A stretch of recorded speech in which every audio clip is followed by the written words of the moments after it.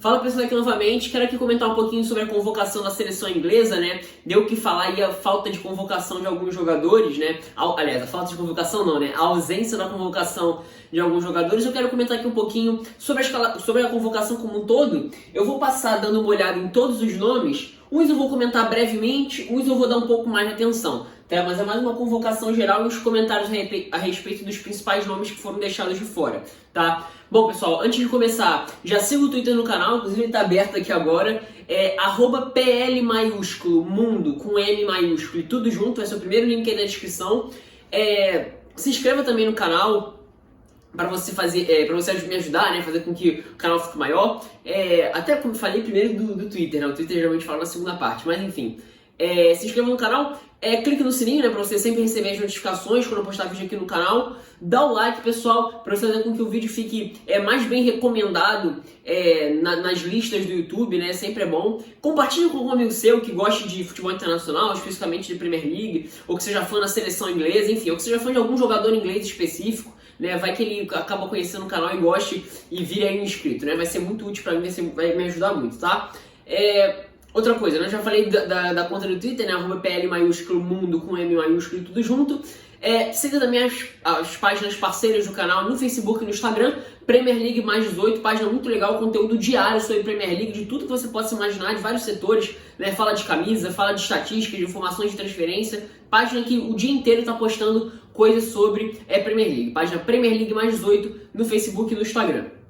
E siga também o canal Resenha Futebol do Leonardo e do Guilherme, se você gosta aí de camisas de futebol nesse período de intertemporadas, digamos assim, né? Bem intertemporadas, porque esse ano foi atípico e não tá tendo pré-temporada, né? As coisas estão meio que juntas. Mas enfim, se você gosta de camisas de futebol nesse período de lançamento, siga o canal deles, muito legal também, questão da edição, eles fazem um trabalho de edição muito legal, vale muito a pena conferir, os caras muito, muito bem. Leonardo e Guilherme, canal Resenha Futebol, o link também vai ficar aí na descrição, tá? Bom, então vamos lá. Eu vou fazer aqui uns comentários, vou até ficar um pouquinho de lado, acho que dá pra me ver. Bom, vamos lá. Tammy Abraham, né? Assim, é um pouco discutível, porque a reta final do Tammy Abraham não foi lá das melhores, mas levando em consideração que ele ficou algumas convocações, se não me engano, as duas últimas ele não foi convocado, acho que vale a pena, assim, foi interessante se chamar ele, até porque, assim, a primeira metade da temporada, os primeiros meses da temporada ali dele foram muito bons, e é um cara com muito potencial. Eu, pelo menos, acho ele um jogador bem interessante, um atacante, né? Até acho que por conta de um pouco de falta de confiança, talvez, óbvio, caiu o nível de jogo do Chelsea naquele período ali entre final de novembro, dezembro, janeiro e primeira metade de fevereiro, foi um período complicado para o Chelsea. E o Abraham caiu junto com isso, apesar de também ter ficado machucado no período. Até, como eu falei, acho que foi até um pouco por falta de confiança. Mas no próprio jogo contra o Bayern, que foi o último jogo que ele jogou, ele foi um dos destaques positivos, mas que tenha sido difícil falar em destaques positivos nesse jogo, né, naquele jogo contra o Bayern. Mas enfim, acho que vale a pena. Faz até sentido essa convocação. Alexander-Arnold, não precisa nem falar, na minha opinião, o melhor jogador inglês da temporada, world class, melhor lateral direito do mundo há 2 temporadas já, pelo menos na minha opinião, e indiscutível a convocação dele. Eric Dier, outra convocação que eu acho um pouco discutível. O Dier até foi um jogador que, há uns 5 anos, olha quanto tempo, em 5 anos, foi um cara que surgiu muito bem, né? Primeiro jogando como ali o primeiro volante, né? O cara para jogar à frente da defesa, ele foi cada vez mais virando zagueiro, né? Com o passar do tempo, né? Há um bom tempo a gente já não vê o Dier tendo uma sequência jogando como um volante, né? Com o Mourinho ele alternou entre as duas funções. Mas enfim, é mais um cara que vai ter mais uma chance aí de fazer esses 2 jogos aí de Nations League nessa convocação que vai vir agora no início de setembro. Não acho que tenha sido exatamente grande coisa. A temporada, assim, a carreira do Dier foi não se chegou ao nível que se esperava no primeiro momento. Mas enfim, não fez exatamente uma reta final de temporada muito ruim, mas talvez pudesse dar espaço para outros jogadores, que eu vou comentar no final. Vamos lá. Phil Foden. É outro jogador que, assim, eu acho que alguns torcedores do Manchester City vão me matar e algumas pessoas vão até se desinscrever do canal. Mas assim, eu acho o Phil Foden um jogador um pouco supervalorizado pelo que ele mostrou dentro de campo até agora, né? Não tô falando de potencial nem nada, tô falando pelo que ele mostrou até agora, tá? Eu não cheguei a ver o jogo que falaram que foi o melhor jogo dele na temporada, que foi a final da Copa da Liga contra o Aston Villa, tá? Porque eu tava viajando e acabei não conseguindo ver. Mas enfim, pelo que eu vi do Phil Foden, até então, não foi algo que me surpreendeu como as pessoas falam, mas isso aqui é minha opinião, tá? Se serve pra discordar ou concordar aí nos comentários. Mas assim, a convocação dele faz sentido, que é um jovem que teve ali boas atuações na reta final e tendo chance para jogar esses 2 jogos aí da Nations League, tá? Não seria a minha opção, mas enfim, tá aqui. O outro é o Diogo Gomes. Diogo Gomes foi até um jogador que cresceu de patamar na carreira. Eu até acho que também é outro jogador que é potencializado pelo esquema, não pelo esquema, mas assim, muito mais por uma questão técnica do seu parceiro de defesa, o Van Dijk. O Van Dijk que é o parceiro dele, e eu acho, óbvio, ele teve o mérito, claro. O Diogo Gomes ali na reta final do ano de 2019, ele chega muito bem, ele faz ali período de novembro, dezembro, muito bons mesmo. É um dos destaques da equipe, sem sombra de dúvidas. Mas assim, eu acho que como um todo, a temporada do Diogo Gomes não foi uma temporada assim muito boa. Foi uma boa temporada, né? Mas com assim, aquele período de novembro e dezembro de um nível muito interessante mesmo. Acho que vale sim a convocação, afinal de contas foi uma peça importante de um time avassalador na temporada. E não deixou de ser importante. Greenwood é outro jovem, assim como o Phil Foden, né? Os 2 mais jovens da convocação.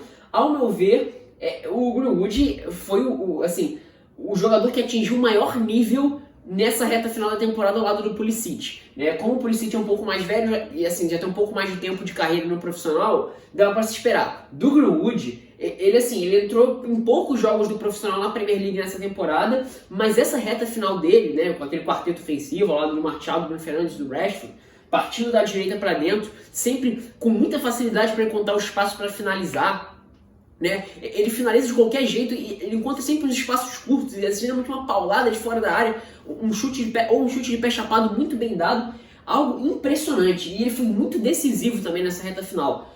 E, assim, eu realmente fiquei muito impressionado. A reta final dele foi impressionante, tá? E, enfim, na minha opinião, é uma convocação justíssima. Vamos ver como é que ele vai ser escalado aí pelo Southgate. Se ele vai jogar com uma dupla de ataque, se ele vai jogar mais aberto pela direita, vamos ver.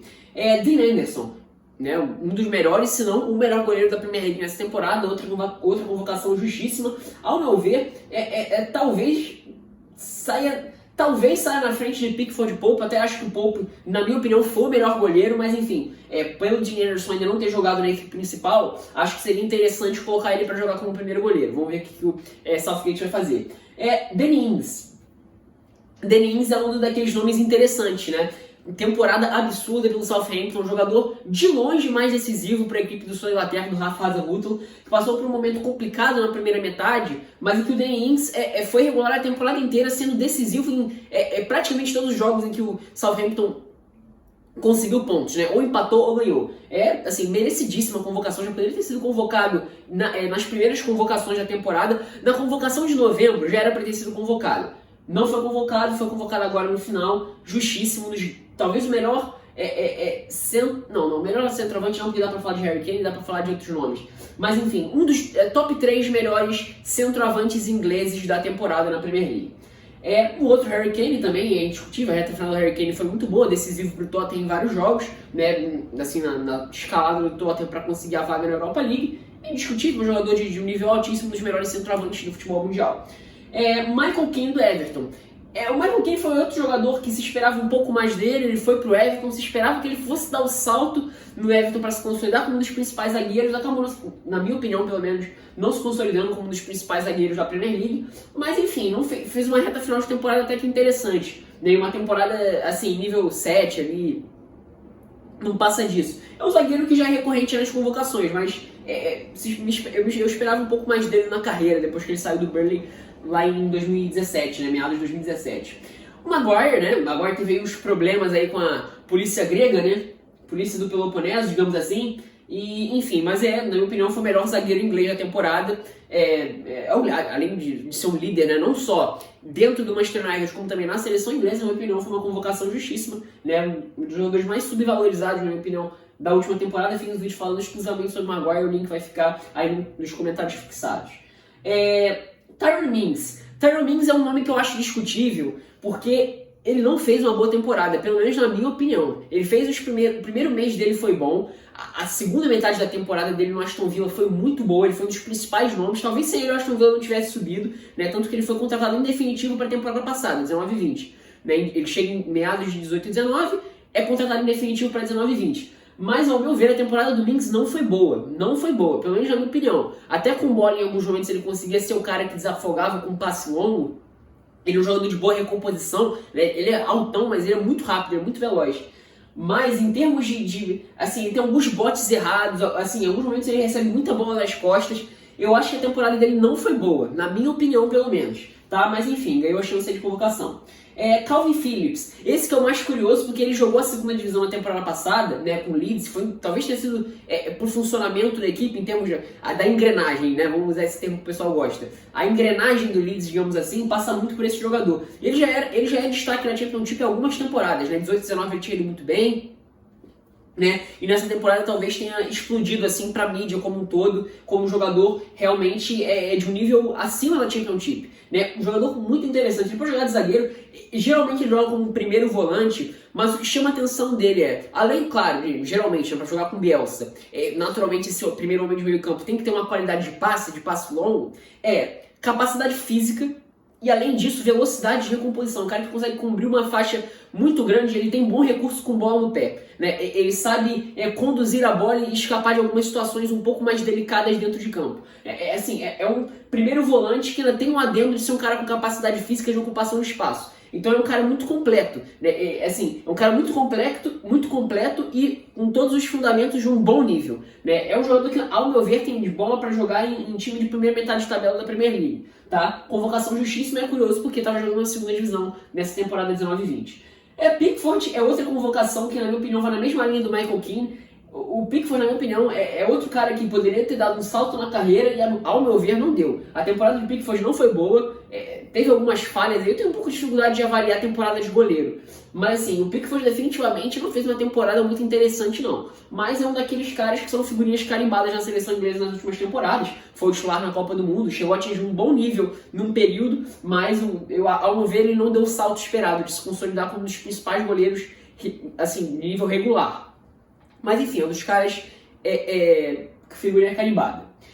Outro goleiro, Nick Pope. Ao meu ver, o Nick Pope foi o melhor goleiro do campeonato. Eu acho que ele até foi mais decisivo que o Dean Anderson pro Sheffield. Ele foi mais decisivo pro Burnley, que é o time dele, do que o Dean Anderson foi pro Sheffield, né? E o Pope foi engraçado porque ele fez uma ótima temporada em 17-18, aí ele se machuca, não consegue chegar muito bem para a Copa de 2018, né? Ele se machuca na reta final, acaba chegando mal em 18-19, ele praticamente não joga com a camisa do Burnley e agora voltou agora em 19-20 fazendo mais uma temporada muito boa, ao meu ver o melhor goleiro do campeonato. Tá? Mudei de ideia, né? Tinha falado que era o Alisson no período antes da pandemia terminar, mas a reta final do Pope foi absurda, foi decisiva para o Burnley no momento poder almejar a Europa League. Acabou não conseguindo, mas enfim, na minha opinião foi o melhor goleiro do campeonato. O Rashford, né, indiscutível também, né, na minha opinião, o jogador mais decisivo do Manchester United na primeira metade da temporada e além disso foi um dos líderes, né, foi o líder ofensivo, digamos assim, o cara que muitas vezes praticamente sempre partia da iniciativa da construção dos ataques. Ao meu ver, o jogador a convocação dele justíssima, um dos melhores jogadores do United na temporada, né. O outro, Declan Rice, o jogador que fez ótima temporada, né, já tinha feito uma temporada muito boa ano passado, né, em 18-19, na temporada retrasada, 18-19, fez mais uma ótima temporada agora em 19-20 e atuando em algumas formas de um perfil um pouco diferente, né, na temporada 18-19 ele foi muito mais um cara de chegada, ele jogava mais à frente, e nessa temporada agora ele foi mais o primeiro volante mesmo, o cara da proteção à frente da defesa, né, sendo mais responsável por alguns passes mais longos.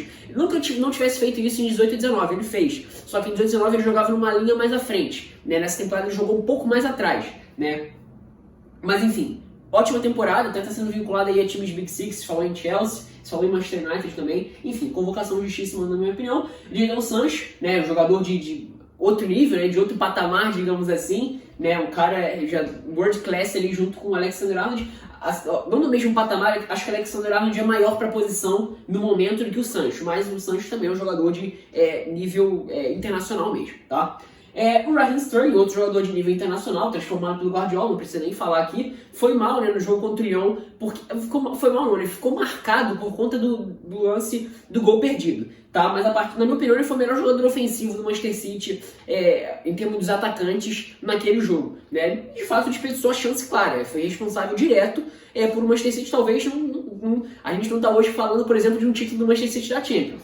Mas enfim, Naquele jogo ele foi, na minha opinião, foi o principal jogador ofensivo, fez uma temporada muito boa como um todo, teve um período complicado ali no meio da temporada, né, dezembro, janeiro, e depois recuperou o bom nível a partir aí do período antes da pandemia e agora na reta final.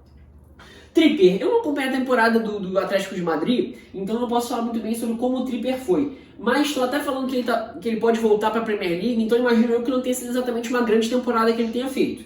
Mas está aqui, né? Enfim, não posso me estender mais que isso. Kyle Walker fez uma boa temporada com o Manchester City, foi o jogador mais seguro defensivamente, ao meu ver um dos caras mais subvalorizados, mas é como o Sterling, vai ficar marcado nessa temporada por conta de alguns erros pontuais que custaram algumas partidas.